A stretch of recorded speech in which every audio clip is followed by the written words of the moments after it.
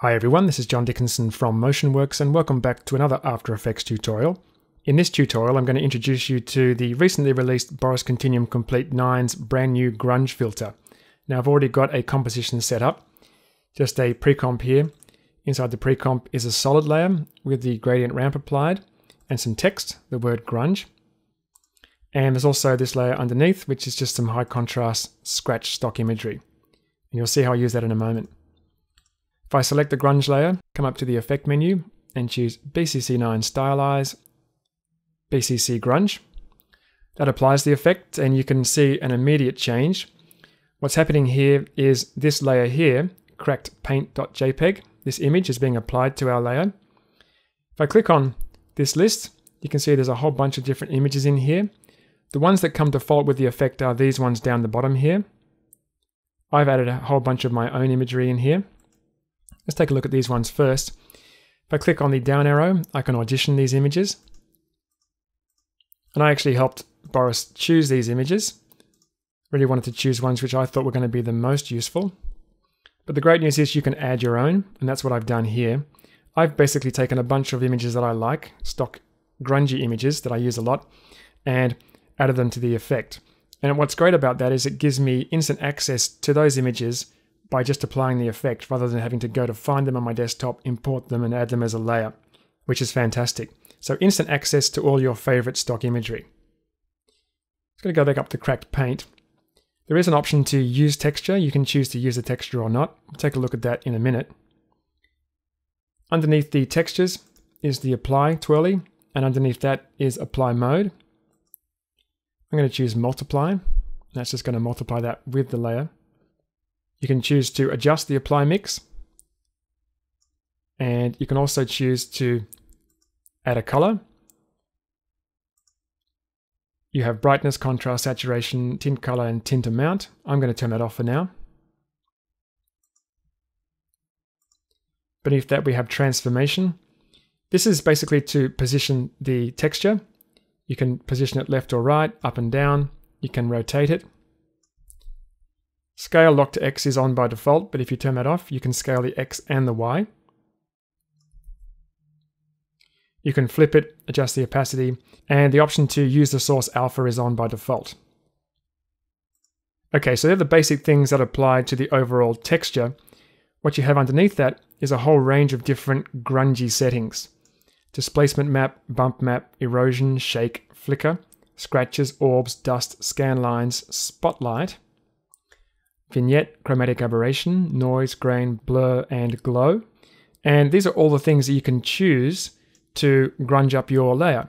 You probably wouldn't want to use them all at once. I don't recommend that. But you can choose to turn on whichever one you want to use. You can use a combination of them. You can use just one. You can use multiple different iterations of the grunge applied to different layers with different settings applied. We'll have a look at how I've done that when we look at this neon example in a moment. For now, let's just walk through the different settings. First of all is displacement map. I'm going to turn that on. And by default, it uses the texture, which is up here in the texture list, as the displacement map source. If I twirl that down, you can see here it says map texture. But you can also use other options. And here I can choose an After Effects layer. And if I choose that layer now from the layer option, here, high con scratches, the one we just looked at.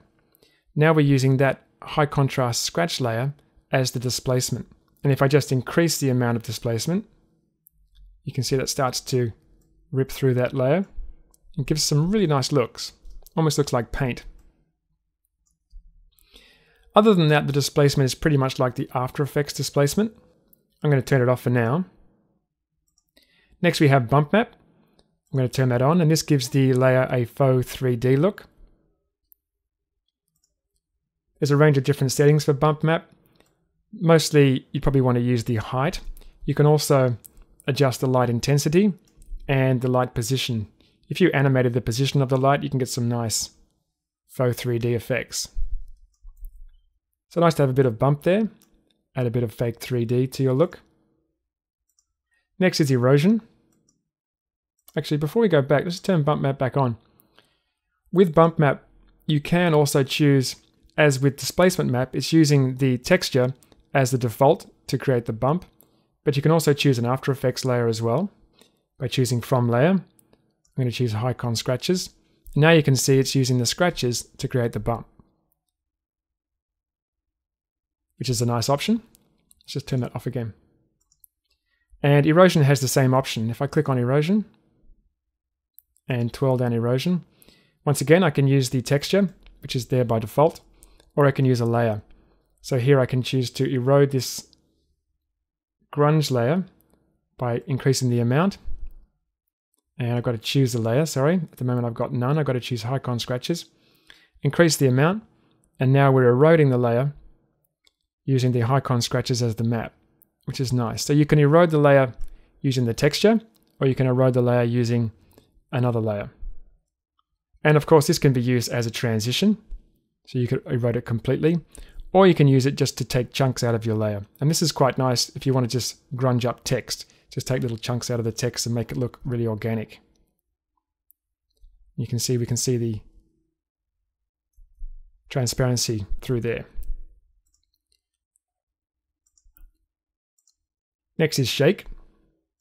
And shake does what shake says, it shakes the layer. You can see here though that it's actually shaking the texture and not the layer itself. If I twirl that down, I can choose to shake the source. So source shake on. Now if I preview that, you can see we get some nice shake. And you can do this using keyframes, but you know, it's just a hassle to have to do that manually. It's nice to have that as part of this effect. You could create an earthquake look or just some simple camera shake. And there is a motion blur option as well. Next is flicker. This is something I like a lot. Once again, something you could create manually inside After Effects, but really handy to have it so you don't have to create it manually. And if I just preview that, you can see we get a nice flicker. I generally like this kind of thing a little more subtle.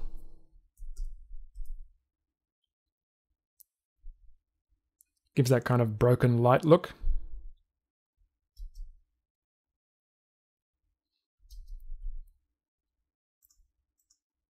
Next we have scratches. And this is pretty much just film scratches. If you're going for more of a film or a grungy film look, or an old film look, then you've got scratches in here. Next is orbs. And you can see just a little bit of it by default. They're actually dark orbs. If I twirl that down, you can change the blend mode for these. Down here, the apply mode is normal. If I change that to screen, now you can see them more easily. Now these don't animate, but there's a lot of settings to change the look. You can change the color, you can change the intensity, you can even change them so that they have a stroke and not a fill, or a little bit of both.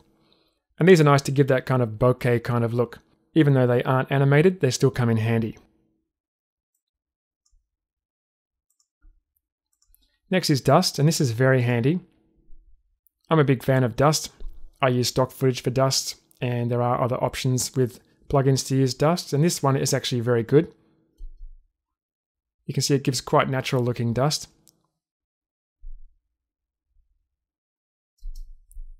Dust is good on motion graphics projects and visual effects projects to add depth to things. You've got a count, length variance, density, scale, opacity, and dispersion. One thing about this, if I turn off the texture, just uncheck use texture, the dust isn't all white, it's actually grayscale, and that might not work for you sometimes. So one thing I've done in the neon project, in the neon composition, is I've used the dust on a separate layer just by itself, and I've used the screen blend mode so that the dust is all white. I'll have a look at that in a moment. Not as realistic as actual stock footage, but not too bad. There's a fair bit of dust there by default, but of course you can adjust the count and knock that right back. Once again, a little goes a long way. Next setting is scan lines. What would grunge be without scan lines? Once again, there are ways to create this inside of After Effects by default, but nice to have these in this effect all in one place. And you can also choose to roll these as well, which is nice. So this is more for a grungy TV style look, or a grungy interface, and this has its own apply modes as well. Next is Spotlight. Spotlight is what you'd expect it to be, a spotlight, and you can move the spotlight around. There's X and Y, and there's also interest, so I can create some nice looks by animating the spotlight. Next is Vignette, very similar to Spotlight. Vignette though has another nice option, which is Blur, so you can choose to blur. You can't see it so much here. I might just turn my texture back on. What we have to do for style is change from color to color and blur. Now you can see we're starting to get blurry around the edges. Probably a little bit too much there. And we can adjust the blur offset to pull that blur closer to the center of the composition. So it's nice to have a vignette with a blur. Gives you a really nice effect and actually adds quite a lot of depth.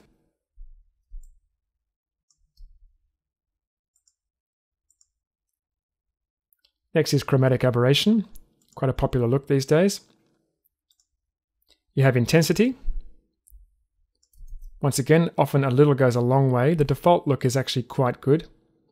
Shift amount, smoothness, edge effect as well. So if you choose edge effect, you're only going to get chromatic aberration around the edges. You can see just here, which is nice. Means you don't have to mask the layer out.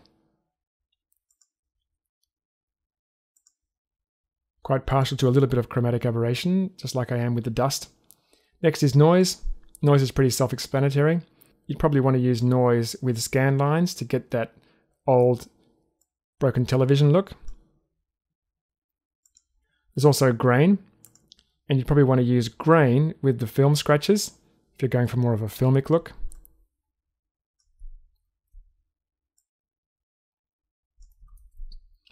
And lastly, down the bottom here, we have some blur. Just a few settings for there. You can choose to lock it, or you can choose horizontal or vertical blur. And glow.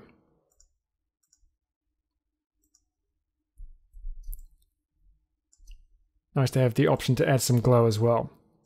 The default is a fairly strong glow. You might want to knock that back to make more of a dreamy look. Okay, so you can see there's a lot in this plugin, and as I mentioned at the beginning, you probably wouldn't want to use all of them at the same time. Let's have a look now at an example that I have created. This is this neon sign. Let's just preview this. So here you can see there's some dust, there's some orbs, there's some grungy texture in the background here, there's some flicker, a whole bunch of different things going on here. Let's take a look at how I built this up.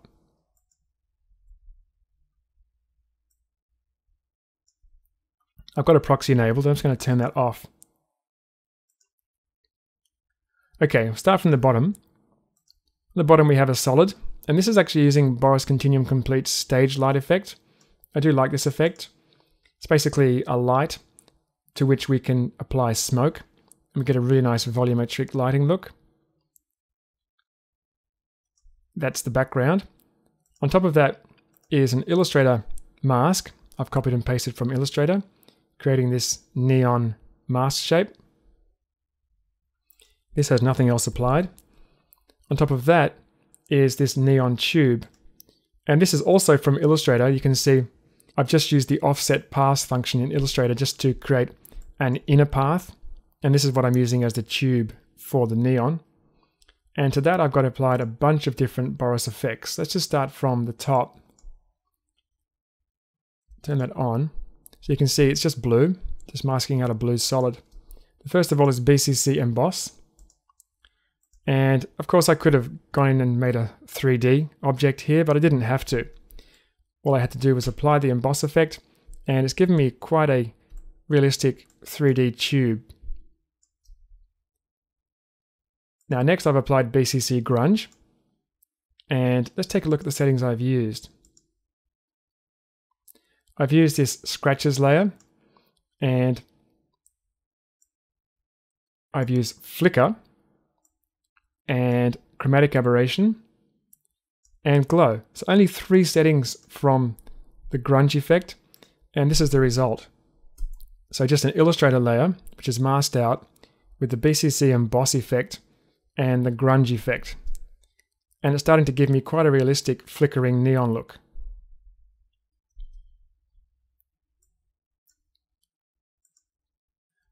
So that's one iteration of BCC Grunge.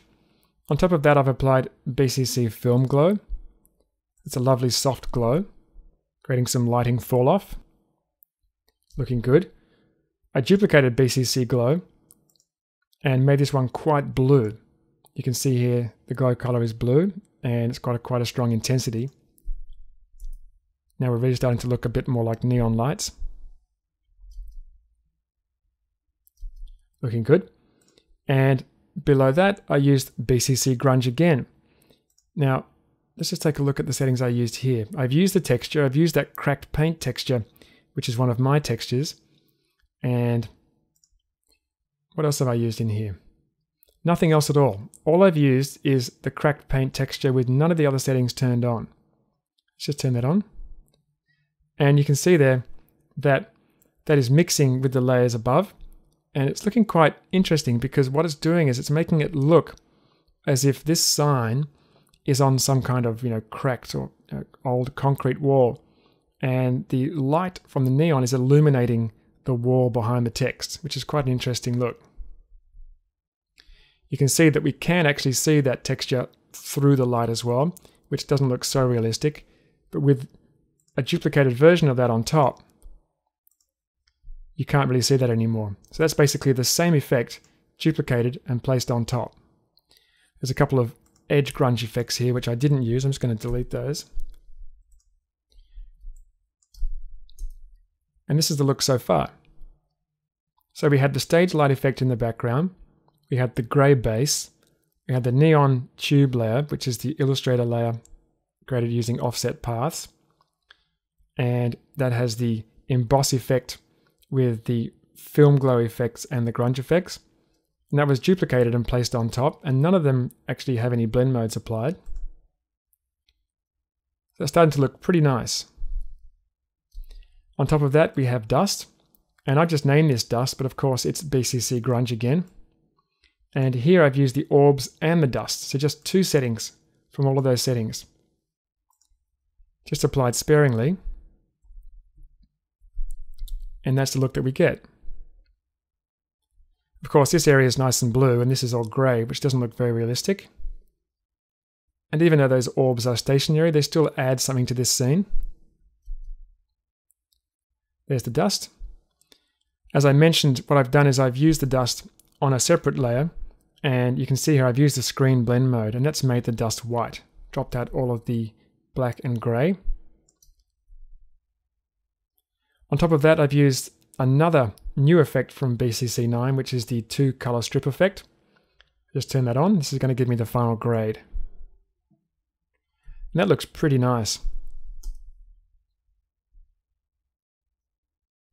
So I've only used Boris Continuum Complete 9 effects for this look. And all of the grunginess is coming from the BCC Grunge effect. You can see this looks nice and blown out. The flicker's looking really nice. Not bad at all. I like this new 2-strip color effect. I haven't played around with any of these settings down the bottom here. All I've done is come up to the menu here, and I just tried different looks. Some of them work well with this look, some of them don't. But all I did was click the arrow and just audition different looks. And there were a couple in here which look good. That one's quite nice. So is that one. I particularly like this orange one. And I chose this one in the end. So that's an example of how you can use the grunge effect and the different settings for the grunge effect in different ways across multiple different layers to come up with a final look. And as I mentioned, there are ways to do this kind of thing inside After Effects, but having all of these parameters inside of one effect and being able to activate and deactivate the different parameters based on what you need is really handy. Let's take a look at some other examples. I've got some examples of text looks. I work a lot with text in my work. I was just playing around with the grunge effect and using some of the textures that I had imported into the effect. I particularly like this one here, Shattered. This one here uses this shattered glass layer. That gives a really nice fractured look. And for that one, I've also used chromatic aberration, just for a little bit of chromatic aberration on the edges. This one creates more of an icy look, and this one more of an old look. And if you want to audition different looks, just come up to the menu and just use a down arrow and try different looks. You can see all of these look really nice. That one looks great. So once you've got one set up, you can go ahead and try different textures and come up with completely different looks. Very nice.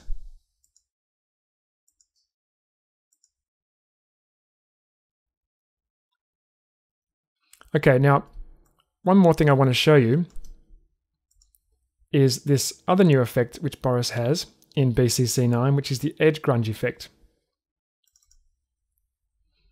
And if I just select that layer and come up to the effects and come to BCC 9 Stylize, BCC Edge Grunge, that's the default look. And what you can do with this is adjust the burn width, and you can create some nice transitions. You can see how we get a really nice blown out look with this. You've got an amount of texture. I'm not going to go through all the settings, just the main ones. And you've got a burn intensity. And you can see by adjusting these parameters, you can come up with quite nice grungy text looks. So it doesn't have to be used just as a transition effect. Down here, a couple of examples that I've created using the effect. A little more understated. Here, quite yellow with some burned edges. And I can adjust the burn width to increase or decrease the brown around the edges. That's actually quite nice as well. And adjust the burn progression to create a transition, which is really nice if you want to transition the text on. In this example here, which is more of a rusty look, that's really nice. So although it's a burn kind of effect, it actually looks kind of rusty as well. So even though the default effect looks not quite as useful as it could be, you can make a few little adjustments and come up with some quite nice grungy text looks very, very simply. Okay, so that gives you an overview of what BCC Grunge and Edge Grunge are capable of. I suggest downloading a demo and having a play yourself. It's actually quite addictive when you play with these effects. For now, this is John from Motionworks. Have fun, be creative, and I'll see you in another tutorial.